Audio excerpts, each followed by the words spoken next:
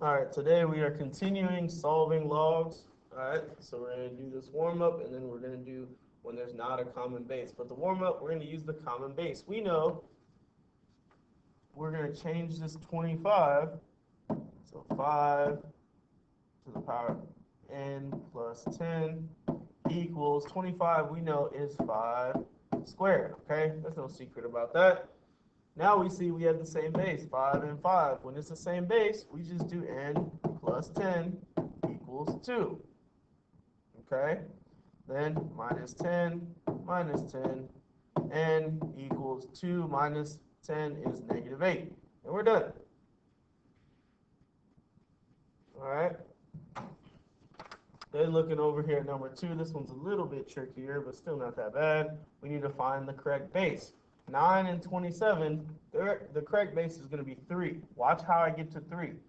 9 is 3 squared, right? And then that's a plus 2 equals 27 is 3 cubed. And then next to it is 4a minus 2. All right? Now watch how I get to what they're supposed to equal. I'm going to take this 2 and distribute it here because they're both power. So I'm going to get 2a plus, 2a plus 4. It's not times, that's plus 4 equals. I'm going to do the same thing over here, distribute it. So that's 12a because 3 times 4a is 12a minus 6. Now I just solve. All right. Now I just solve. I'm going to plus 6 to move it over here. And that means since I moved this over here, I have to subtract 2a. Subtract 2a. So 10 equals 10a. Divide by 10, of course. Divide by 10, of course. A equals 1. And that's it. So that's how you do it when there's a common base. You make, like in number 2, you can make your common base, you can make your common base and then just do math from there. Okay? So if you have the same base, life is good. But we have to see, what do we do when it's not the same base? What if a common base is not possible? Step 1, it says isolate the exponential expression. Then you take the log of both sides. Then you may need to expand the log, use the power rule, and then solve and check for extraneous solutions. It says rounded answers may not produce the exact same answer, but they will be very close. All right, so looking at number 3, I'm only going to do 2 of these, probably 3 and 4, and then the rest is for homework, okay? Number 3 is 2 to the power of x equals 61. So we're going to rewrite that. We have log, log 2 of 61 equals x. All right. Now, we know log 61 over log 2 is going to equal x.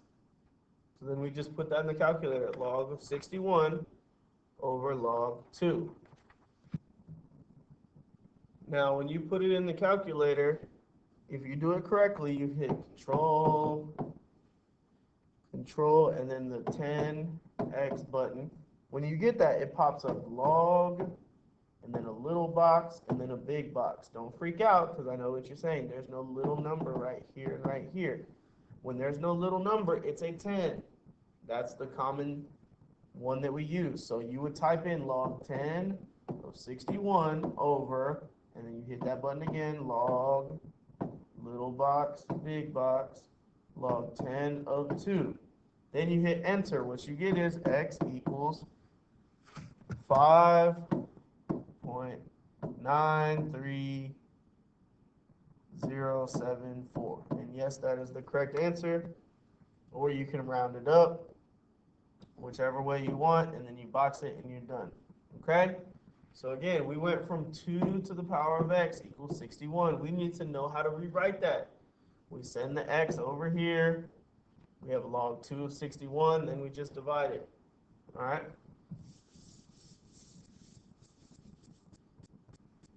Moving on, we'll look at number 4. We have 8 to the power of m minus 7 equals 92. So we rewrite that. We're basically switching the 92 and the m plus 7, but we're not going to do 8 to the power of 92. So we're going to do log because we're taking the log. Like it says, take the log of both sides. Log 8 of 92 equals m minus 7. That's all I did. Excuse me. Sorry about that. So now we rewrite that. Log 92 over log of 8. And remember, when we type that in the calculator, put a little 10 there, you get the same thing. That's going to equal m minus 7. All right, so when we put that in the calculator, we actually get 2.1745. We're not done yet, though. It equals m minus 7. So what are we going to do? We're going to add 7 plus 7. So our final answer for number 4, m equals 9.1745. And we're done. All right.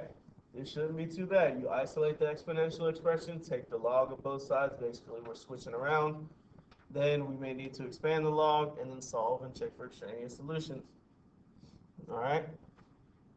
Finish the rest of this. You only have 4, 5, 2, 4, 6, 8. You only have 10 questions to do, so do it, turn it in.